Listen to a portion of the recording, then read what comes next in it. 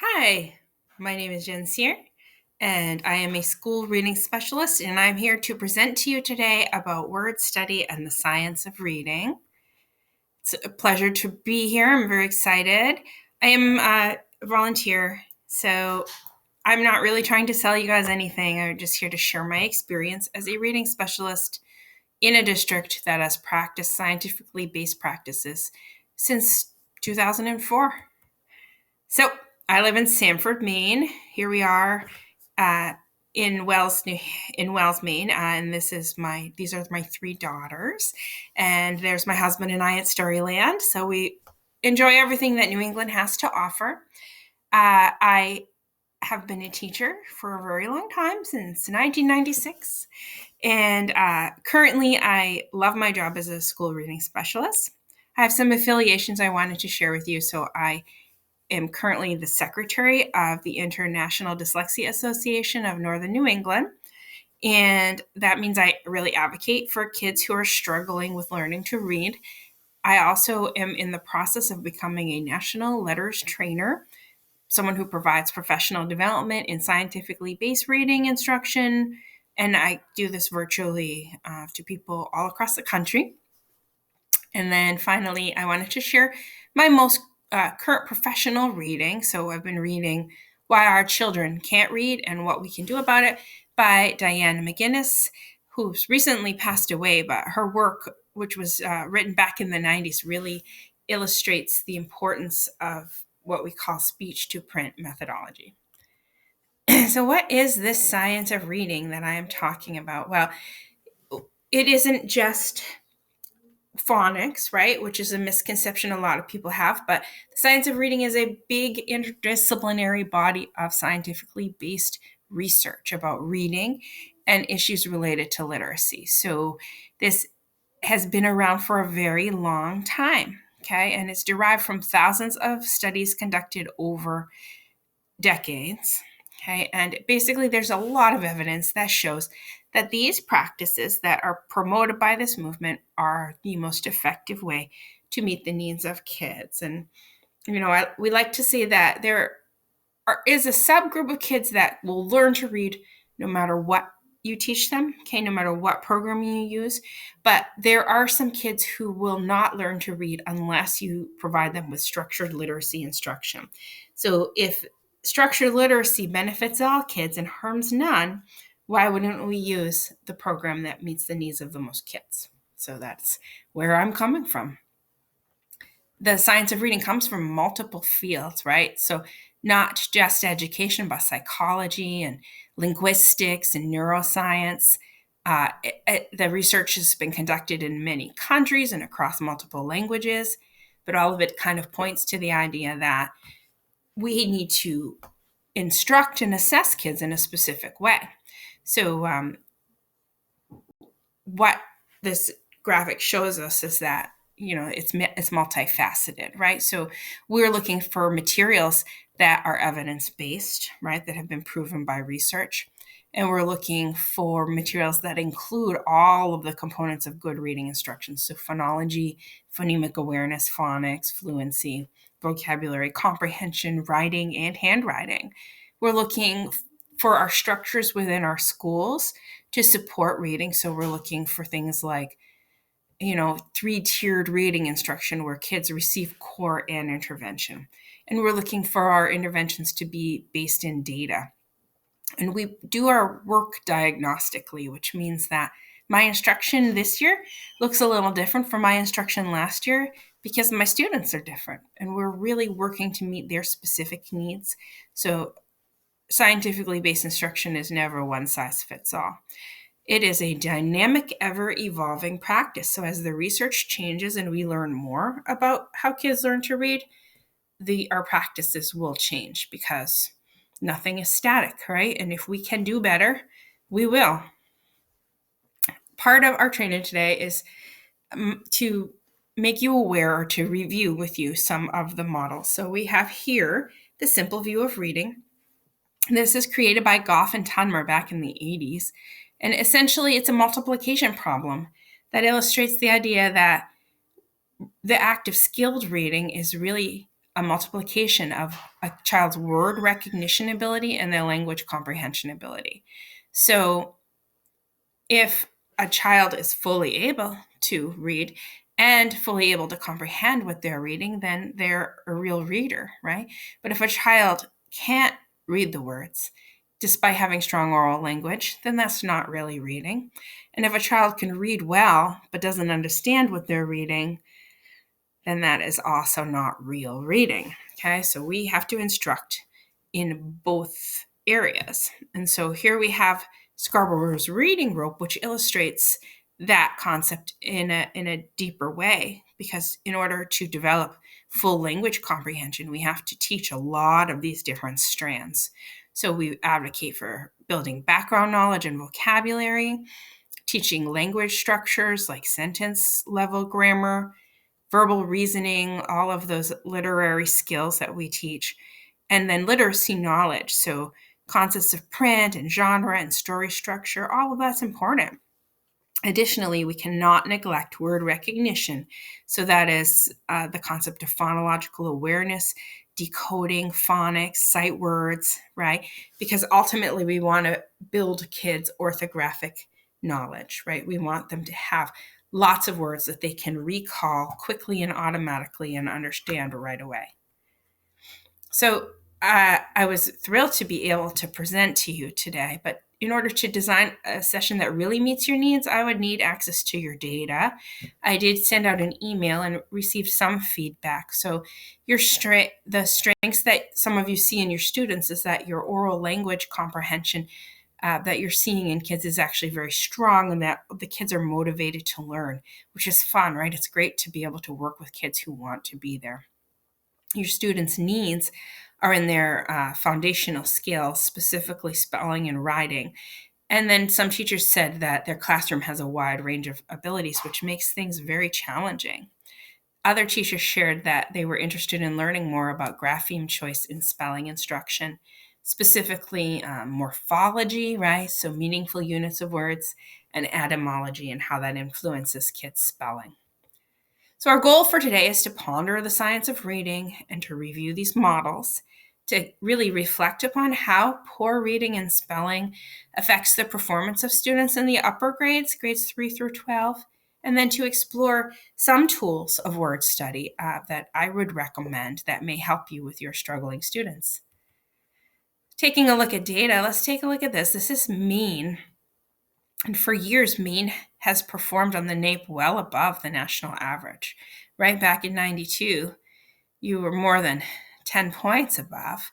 But as time progressed, and my head is kind of blocking this, but as time progressed, you can kind of see that the gap between the national average and Maine's performance is closing a little bit, and it's just much, much closer. This still puts Maine ahead of the rest of most of the country, but overall, we're all still performing at a basic level, and we're approaching proficient, but we're not quite there yet. This is another state. This is Mississippi, actually. And if you look at Mississippi, you can see that back in 92, they were well below the national average, right? So Maine was way up here. Mississippi is way, way below. But over time, they began to close the gap. And then in recent years, they are neck and neck with the national average. So my point for sharing this is that Mississippi took some action to change their trajectory. They invested in teacher training. And that's what I'm here to advocate for today, because teachers are the most important factor in student success. Informed teachers can catch kids before they fall and teach them everything they need to know to become successful readers. And reading, I do believe, is the key to success in our world, right? It's the key to power in our society. So if we can teach them, we should and we must, right? That was Dr. Louisa Moats, basically saying that teachers are the most important factor in student success, and that good teachers, well-trained teachers, can apply the science to their teaching. So here's another model that is really important to our thinking today. So this is the 4-part processing system of word recognition, created by Seidenberg and McClellan in 1989. And basically, these circles map onto the reading brain and show exactly how we process word recognition in our brain. So each of these circles represents a different part of our brain. This first circle, the phonological processor, maps onto Broca's area of the brain. And this is the part of our brain that is responsible for interpreting sound input, right? Speech input, human speech specifically, filters out everything else, and speech output, our ability to communicate. Over here is our orthographic processor, which is way back in our occipital lobe. And our orthographic processor is responsible for everything visual, not only letters, but parts of letters, whole letters. And then eventually, as kids become more fluent and automatic, you can map entire words onto your word form memory and they become sight words, right? So this is the part of the brain that is responsible for automatic reading as well as spelling. The process that connects the phonological processor to the orthographic processor is where phonics occurs. It's a connection of synapses called the angular gyrus. All right, and so we map sound to symbol, and we do it so quickly within milliseconds before we then try to interpret the meaning based on all of the multiple meanings that we know, and then identify the specific meaning based on the context of our reading. Okay, so let me be clear. A good reader starts with phonology and orthography and phonics before traveling to meaning and context. So if a child is struggling in phonology or in phonics, right, then they are not going to have the skills needed to make meaning and comprehension. So when we identify needs in those lower processes, we address those first. Okay, that is why scientifically based reading has such a reputation for being all about phonics. It's because we know the importance of addressing the needs of those lower processes. No amount of comprehension instruction is going to make up for not being able to read the words. Okay, you will notice that the areas of instruction are labeled outside of all of these processors. So we instruct in phonics, phonemic awareness, vocabulary, fluency, and comprehension. Okay, and I will let you know that there are assessments out there that are very good that can identify weakness in each of these processors so that we can identify where the kid is falling apart and find instruction that is going to help to meet their needs. So if you're seeing changes happening in your school system in assessment and instruction, it's because your district is really trying to find materials to map onto those processors. So let's think for a moment about spelling, okay? We know English spelling is complex, right? If we stop teaching kids at the sounding out words level, then they're not going to get very far with spelling because we also spell by syllables and by spelling pattern. We spell by position of a letter in a word. Sometimes we spell by meaningful unit or morpheme, and sometimes our spelling is affected by word origin. Students need to be able to apply all of these elements to their spelling flexibly, and they need to have a plan for what to do when what they know doesn't apply. When we're asking kids to write and spell, we're giving them our most complex literacy process because it's the reverse process of reading, right? They have to start with their idea and get it onto the page with the added challenge of movement. So that's important to keep in mind that writing and spelling is more challenging. We teach them to read the words before we ask them to spell the words. Also, spelling knowledge is a prerequisite skill for writing, right? So if a kid struggles with spelling, they're going to struggle with writing. And similarly, if they struggle with handwriting, then that's going to impede their development as writers. So our job is to help kids master big words, right? Because they are exposed to big words their entire life. In their early childhood, they have to listen to and understand multisyllabic words in the stories we read out loud to them. In primary school, children learn to begin to decode multisyllabic words. And then beyond that, kids need to become really flexible and use clues from word origin, morpheme, and spelling patterns to read, spell, and understand unfamiliar words. And word study is a pathway to reading and writing. So I'm going to introduce you to several methodologies today. The first is best for words that have clear phonemic patterns, right? Or at the syllable level. So I'm going to introduce you to phoneme-grapheme mapping. Then when considering morphemes, we'll talk about morpheme awareness. And then finally, we'll discuss how etymology plays a role in our spelling and how we can help kids to navigate that. So here's the first strategy. This is phoneme-grapheme mapping. Phoneme-grapheme mapping is basically figuring out how many sounds are in a syllable or a word, and then mapping the sounds, one sound per box, to think about how the graphemes match to the phonemes, right?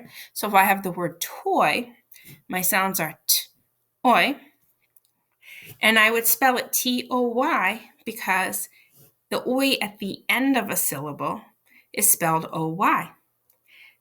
Then I think about another word, toil. The sounds are t, oi, o, and I spell that T-O-I-L, and I use O-I because the oi is in the middle of the syllable, right? So the kids can learn generalizations like this to help them out. Let's consider something that might appear to be an exception to a young reader. Think about the word Roy, oi, spelled O-Y, and then royal, oi, o, still O-Y. Why is that? Because this is a multisyllabic word. So Roy is the first syllable, the oi is at the end of the syllable. So we spell it O-Y. We have tools that can help kids to know what their choices are. So here is these are photographs taken from my own workspace, right? So if you see the toilet, you can see kids have two choices for oi. They love that picture, by the way. But you can see other correspondences where you have more choices, right? Here, look, just take a look at ooh right next to oi. I love the tools for reading sound wall poster because it gives us a clue as to when we use certain patterns. Take a look at this red box here. This indicates that this pattern is used following a short vowel. So when we're learning tricky skills like when to use CK, when to use TCH, this can be really, really helpful. I use this with my students K through 4. If you're working with older kids, you might prefer a paper version. So this is just an inventory of consonant graphemes from my letter manual, which is vaguely helpful. There are more kid-friendly versions in the Foundations notebooks that some of your schools are using with the kids. And I would recommend that your 3rd, 4th, and 5th graders take those notebooks with them and use them as resources in your upper grade classrooms because it really allows them to identify their choices and own it and use it. And it's a skill that they're going to learn to use really well in lower elementary. Now, one of you asked about frequency charts. So we use sound frequency charts to select the most likely spelling, right? And then to check our work. So we always encourage kids to check their work on dictionary.com or some other resource to determine if they've made the right choice. Why? Well, just take a look at the spelling patterns for right? We have ER, IR, UR, OR, AR, and EAR are all patterns that can represent the sound, right? It's a lot for kids to navigate. When do you use which one? So we include these in our spelling instruction because sometimes just familiarity with the words is enough to help them out. But we also have frequency charts that can help them to make an educated guess. So for example, over here is the vowel chart. And if you look almost to the bottom, 4th up from the bottom, you can see You can see that 80% of the time is spelled ER and that's usually at the end of a word. Another little bit is OR and another little bit is AR. And then UR and EAR isn't even represented because occur so infrequently, right? So this helps kids to make a good choice about spelling. What I would say is follow it up always, always with checking things in a resource. Over here, the same chart exists for consonant sounds. So it's a good tool for kids to be able to use. All right, so now I'm going to orient you to another model. This is Tolman's hourglass figure. So if you check it out, you can see that up here at the top of the hourglass, we are representing phonological awareness. And you can see we have things like early, basic, and advanced phonological awareness. The middle here is one-to-one letter sound correspondence, so phonics. And then down here, it gets more complex into orthography and spelling. So we have graphemes, right? Vowel teams, blends, morphemes, etymology. And what I want you to do is find syllables, all right? If you look, you can see that it's up here in early phonological awareness, and again down here in the orthography part of the hourglass. So the big idea here is that kids learn about syllables very early on in their reading development, but they only learn about them as oral language. Oral spoken syllables are different than written syllables. So the way you're going to deal with syllables at the upper grades is going to be quite different. And I will illustrate that in just a moment. First, please keep in mind for the Foundations program that some of you are using explicitly is built around teaching the 6 syllable types. So kids from kindergarten to grades 2 should be pretty well aware of these 6 syllable types.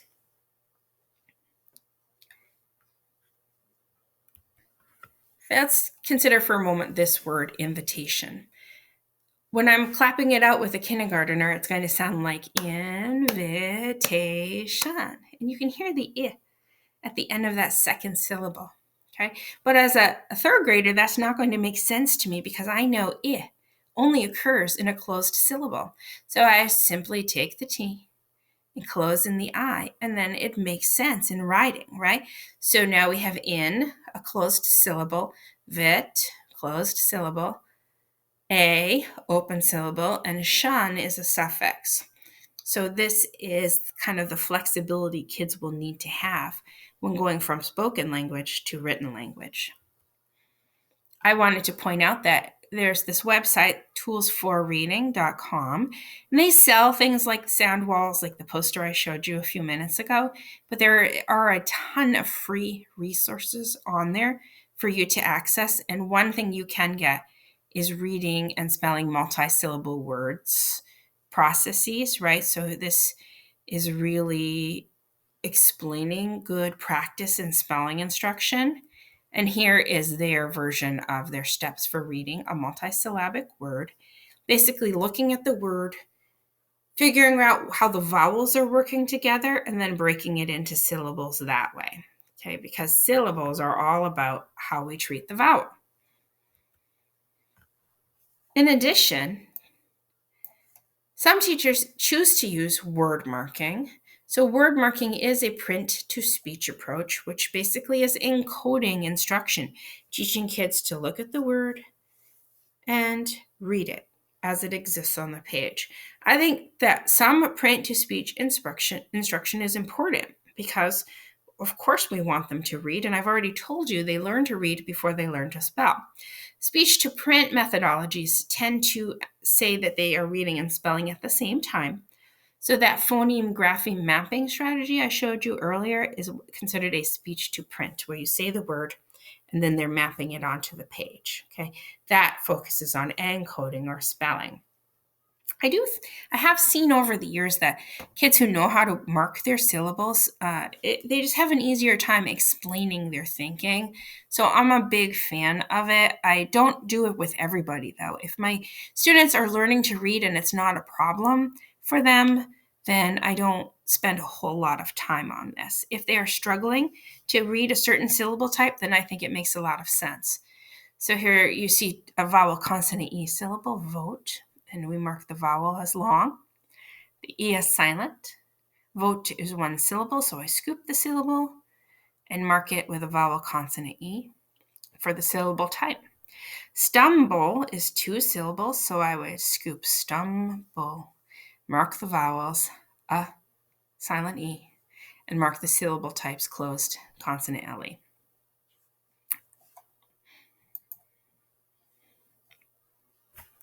All right, let's move on to morphemes. So morphemes are the smallest meaningful units of a word. So if you think about the English language, English is morphophonological. That means that we don't just spell by sound, we spell by meaning, right? And our language has evolved from many other languages, including Latin and Greek, where a lot of our morphemes come from. Our good instruction must emphasize phonemes, graphemes, and morphemes, or kids will not be able to access all of that academic language. Think about the sound d, right? Kids need to know that can be represented by the letter D as in dog, but also ed can sometimes sound like d, right? And ed is a morpheme. So even though ed doesn't have a consistent sound, it can make 3 different sounds. It always changes the meaning of the word to past tense, right? So if you think about drop to dropped, you can hear the t, right? Hand to handed, you can hear the id, and spell to spelled, you can hear the d. What kids need to know is that no matter what it sounds like, if it's past tense, it needs to be spelled ed. Think about the morpheme ing, right? Add it to something that a verb in it means that it's happening in the present tense, right? Ing is really 2 phonemes, and we teach them to sound it out that way. But we also teach them to recognize it as a whole unit that changes the meaning of a word. And if they can do that, they'll access the words a lot faster than if they have to sound everything out. And just take a moment to reflect about the academic words that we're asking kids to learn throughout high school, right? They have to have access to all of this. So being able to identify the morpheme, the roots, will help them to get to understand things, even things they haven't been exposed to before. Morphology is important at every stage, right? As they're young, they hear it in their oral language, so they're old enough to listen to it and talk about it. Students need to have a flexible understanding of word structure so they don't get tripped up on words like past, which is a root word and a suffix, right? Versus past, P-A-S-T, that is just a word unto itself. Or consider the meaning of undo, to take something apart, versus redo, to repeat it or to do it again. Okay. Similarly, we have sax, where the S means the plural of a sack, or sax, like the short for a saxophone. So understanding how these prefixes and suffixes work will help them to understand more of what they read, and it will help them to spell things correctly. So in letters training, we introduce this chart, which is classes of morphemes. And we talk about free morphemes, which are meaningful words that can stand all by themselves, words like sky, okay, that are content words. And then functional morphemes like the word was or the, right, grammatical glue words. Additionally, we talk about bound morphemes. So these are roots with prefixes and suffixes that they're affected by the roots attached to prefixes and suffixes cannot stand on their own. Then we have inflectional suffixes and derivational suffixes. So suffixes that change the part of speech, or suffixes that change sound depending on how you pronounce them. I have a Jamboard here, and if you take a look at it, basically we created some blue Post-its that have free morphemes like house and table, functional morphemes, and then root words like struct, rupt, spect, and dict, and then prefixes, inflectional suffixes, and derivational suffixes. So this is one way you could help older kids to understand a little bit about how this kind of word study works. Go back to the slideshow. At this time, you can pause the video if you're watching with more than one person, and let's do a little brainstorm of words containing the root port. All right, so go ahead and write as many as you can.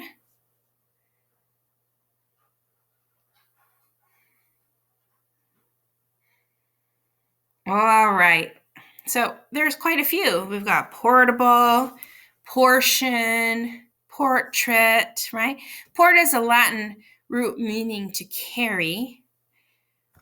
And we have several ways that we can help kids to kind of exercise, several levels of support we can offer them. So here's one. For example, this comes from a program called Vocabulary Surge. So this is something produced by the 95% group. And this is an example of one part of a multi-part lesson, but I really liked this part because you could do it as a worksheet if you wanted to.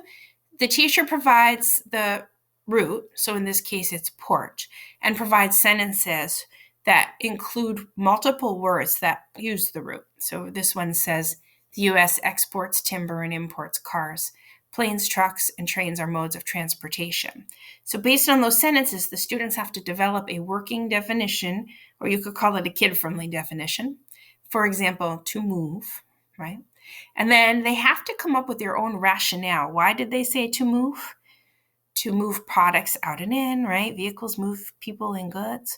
And then they have to go ahead and look up the actual meaning, which is carry, and add that to the last box. So I like this because it's critical thinking, but it's not that complicated, and I think most kids could do this. Here's another example. I love my Jamboards, you know. Here's my port Jamboard. You could share this digitally and have kids use the root, create words, and then write the words on additional Post-its. You could make multiple copies and assign this to groups. You could do this virtually or in person. So I think that this is a nice option, especially if you have a snow day. Back to my slideshow. This is something called a morpheme matrix. Now, this is widely available on the internet, so you don't have to purchase anything to do this. The idea is you produce the Latin root, you provide a simple meaning, you identify whether it's a free morpheme or a bound morpheme, then you list common prefixes, common suffixes, less common prefixes, and derivational suffixes. So kids are really working with all of that language. And then you're providing all of this information and asking them to make words and make sentences. So just a nice way to work their vocabulary and look at all of the words they're creating at one time. You could do something as simple as a word splash brainstorm, sorting things by, the spelling, the initial first three letters or what have you. But I like this, where you're asking them to not only create words, but to categorize them based on whether they're nouns, verbs, adverbs, or adjectives. You can even provide them with these words and have them sort them into categories before asking them to create the words themselves. All of these are great ways of building kids' vocabulary. And they know all of these things have to link back to that idea of to port is to carry. In addition, when working with morphemes, we have to teach them a new way of breaking apart big words. So instead of really looking at just the vowel patterns across the whole word, we're asking them to isolate the suffixes. So here we have shun. We would box the suffix and circle the prefix, and then focus the word marking and word breaking on the root word. So port, having an R-controlled vowel or, we would basically have the kids circle the or, and the A is added in there to make this word not have a double T. So I would parenthesis that because it's there for the convenience of our pronunciation. All right, attached to this slideshow is a video we spell by etymology, and it's really just the history of the English language and all of its influences. I'm not going to play that right now for this recording, but you will have access to the slideshow and you'll be able to see the video for yourself. Okay, so I'm going to show you some words and I want to see if you can identify the language of origin. I'll make it easy for you. I'll give you a multiple choice. So think about this word hummus. Do we think this word comes from Hebrew or Arabic? What about kindergarten?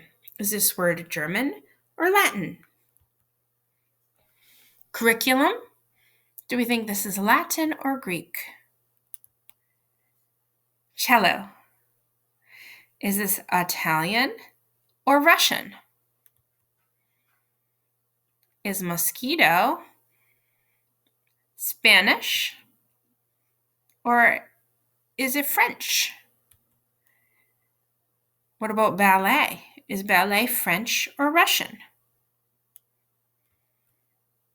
Chorus? Is this Greek or Latin? All right, well, here are the answers. These words all have qualities to them that make them identifiable.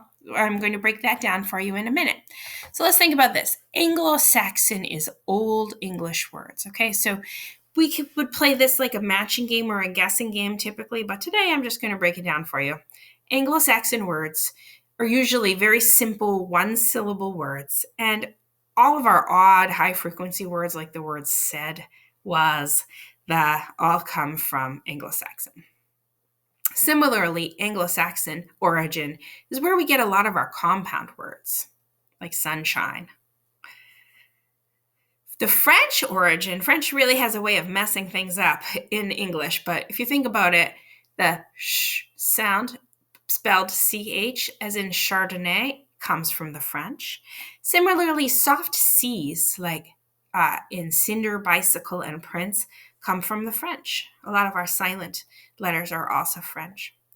Latin is a lot of our prefixes, suffixes, and root words. Okay. Also, plurals such as words like syllabi and curricula, unusual plurals, all come from the Latin. Greek is the language of scholars, so these math and science terms are usually Greek. And unusual spellings like the ch sounding like k and the ph sounding like f, all are from the Greek origin. Okay, so how does this help our kids? Well, a knowledgeable teacher can explain strange words by sound spelling rule, morphology, or language of origin. Once you know all of these things, the language seems much less irregular. English is only 50% decodable by sound, but when you figure in spelling pattern, morpheme, or language of origin, it's really more like 80% decodable. It's more doable. All right. Thank you so much for allowing me to speak to you today. I'm super happy to be here and I'd be happy to do it again sometime. I am sharing the slideshow with you in a separate portion so that you can access all of the linked resources that I've shared here today. I also have these Wakelets. So I just started gathering lesson plans, etymology resources, and morphology resources for instruction for you to explore. And I made you guys editors so you could add more to it, add things that you think will be helpful to you. The 95% group book is listed here, as is Louisa Motz's book, so that you have options for some additional reading if you would like. Thank you so much for your time, and I hope that you enjoy this journey. There's a lot of interesting stuff out there, so I look forward to hearing how your districts grow in the next few months. Take care.